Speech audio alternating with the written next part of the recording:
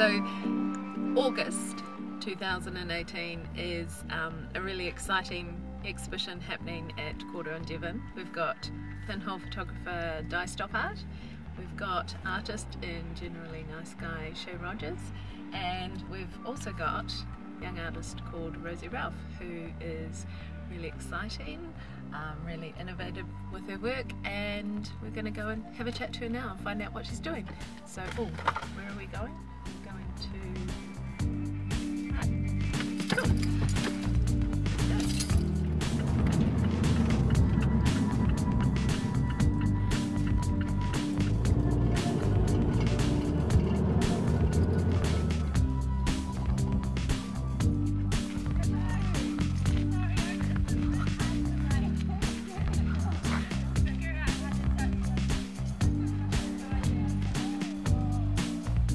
So this is Rosie, and that's your studio up there, is that right?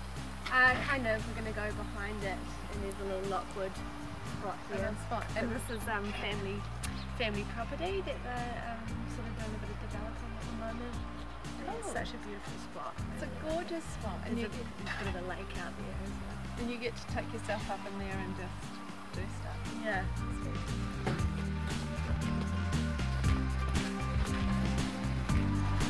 Come on in!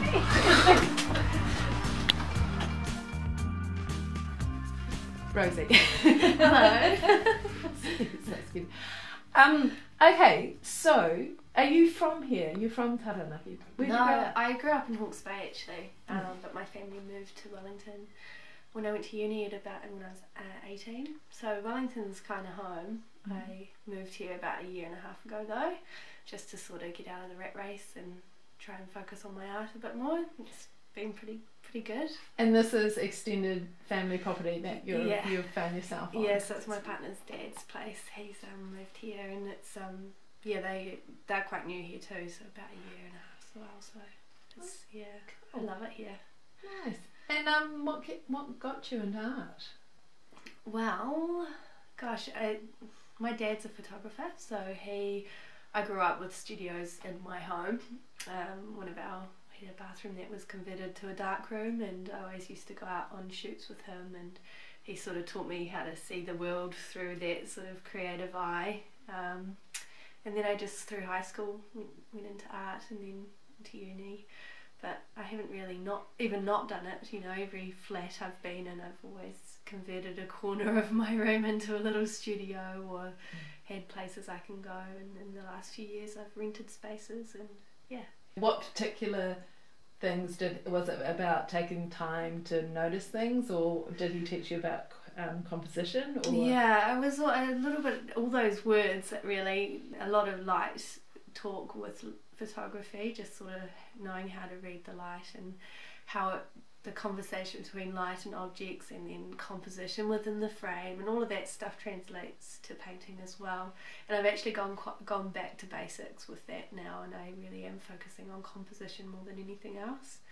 So I never really know which way up my work goes, and I paint it, I continuously turn it like that, so I'm always challenging that composition and trying to find that balance no matter what, you know. You went to university, you studied art. Yeah, well I've had a few different learning curves, but I had 2 years at Massey and Toi Whakaari doing performance design, so it was more about set and film and sort of costume and that sort of thing, but I dropped out, went travelling, and that was actually a little bit more beneficial in terms of learning and experience, and yeah, it was good. But then I went back to the Learning Connection in Wellington and did long distance, so I had a studio at that point, and I had a really good mentor, Bevan Shaw, and he always was encouraging me to really play and really sort of explore. It was the time where you can do that when you are learning at a university or polytech or whatever. But I still try and hold on to that a little bit, you know, always try and go back and play a little bit more. I used to have a whole lot of paintings stashed away that were just paint wasters, I used to call them, and it was in between really sort of long haul serious was when I was doing portraits more, and in between those things I'd just splash a bit of paint around and really go for it and just waste paint really. But it was actually through a lot of that stuff that I learned a bit more about how I move and how paint works and So in 10 years' time, we need to do an exhibition of Rosie's I think I probably threw them all out. never throw out your play, because it's incredible, because that's a story where you've come from. Yeah. You've just come off the back of a really successful weekend down at the art fair. Yeah. Is that right? Yeah, it was a real shock. Art show, New Zealand art show. Yeah. They're saying, yeah. Yeah, it was my first time doing it. It was a big surprise even getting in.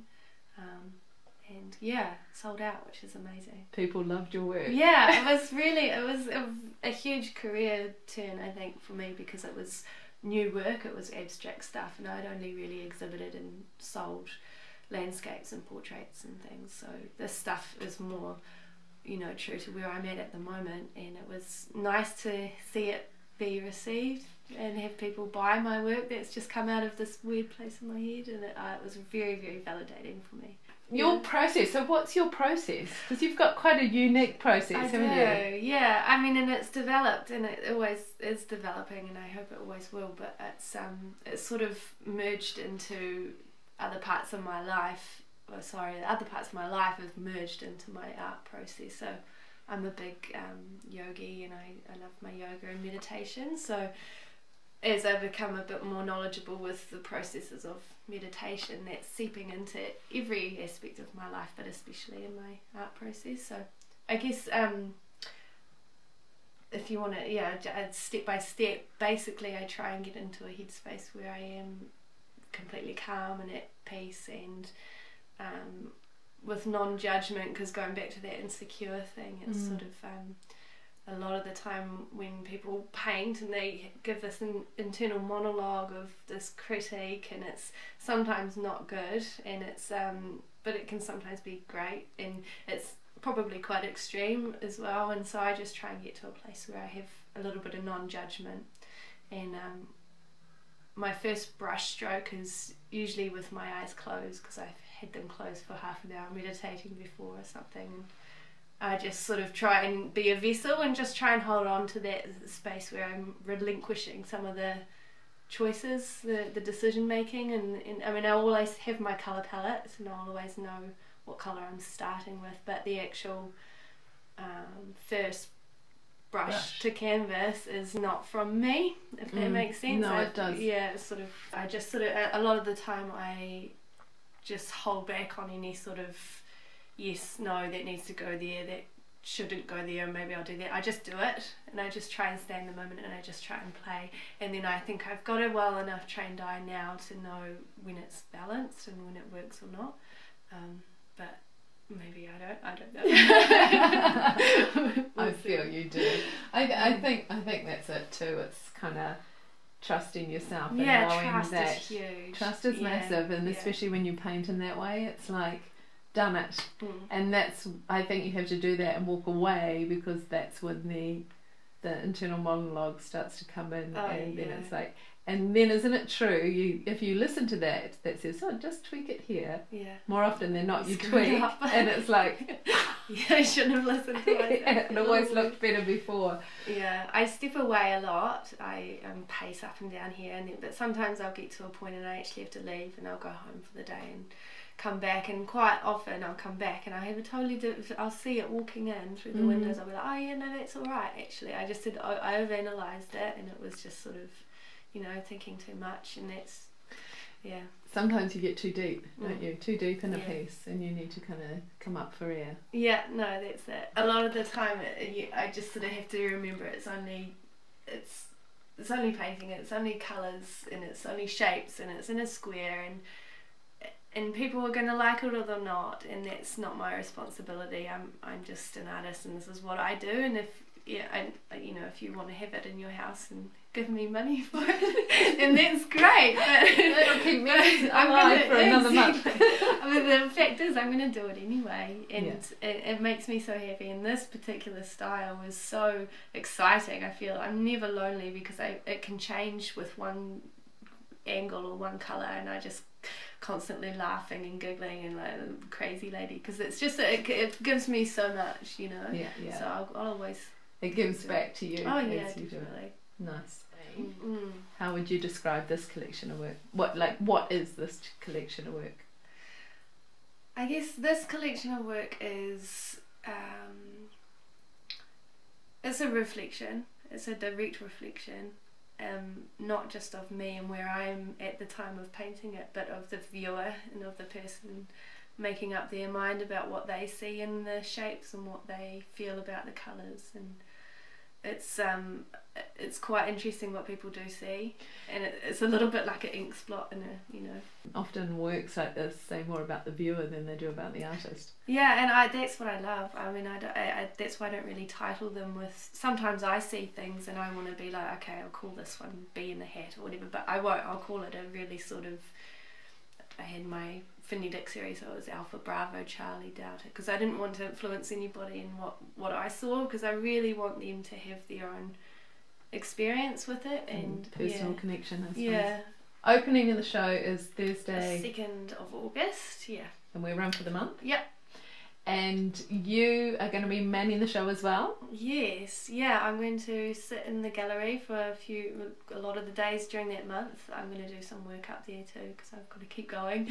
But I'd love to meet people and talk to them about what they see in the art as well, which is really cool. I think that's what's going to be really exciting about the month, is having you and Shay up there that can talk about your work to people who want to come in and have a chat. Yeah, it's I think it's going to be a really lovely exhibition with Shay's work, which is so peaceful to me. I feel really zen when I see his work, and my work comes from that place, but it's a lot more chaotic, I feel. Maybe a little bit more confronting. I actually think your works work really well together, so I'm really excited about it. And then Diane, she's actually she used to apprentice with one of my dad's old photography friends, so it comes full circle, you know. And it's interesting. Full circle. Yeah.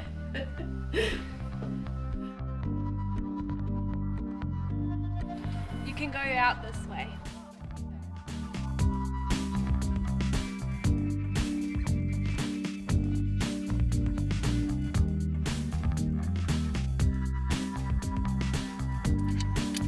No. This is us setting up to go and film Rosie. It takes like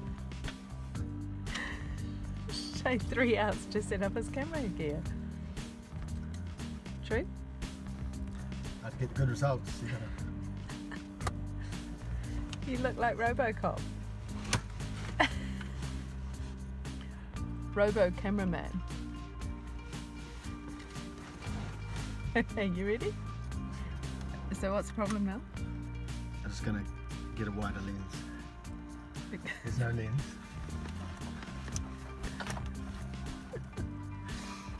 So sometimes it's just easier using my good old iPhone.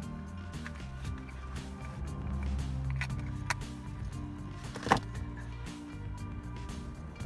need to check the audio levels as well. Okay. Right. Hey, now let's get the audio just sussed.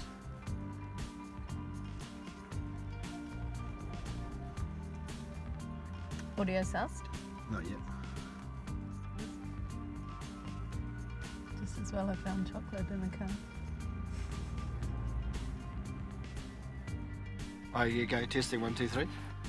1, 2, 3.